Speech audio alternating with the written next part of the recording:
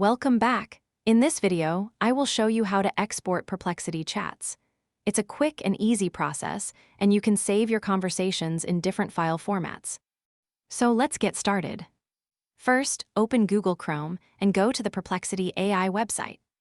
Once you're signed into your account, open the chat that you want to export. After the chat opens, look at the top right corner of the page and click on the three-dot menu.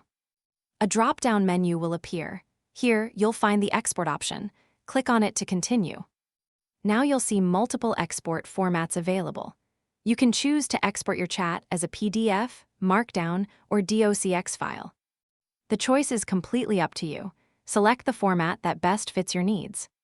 For example, if you want to export your chat as a PDF, simply click on the PDF option, and the file will automatically start downloading to your device.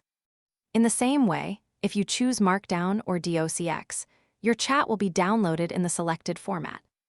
And that's it. Your Perplexity chat has been exported successfully, and you can access it anytime from your downloaded files. I hope this video helped you learn how to export Perplexity chats.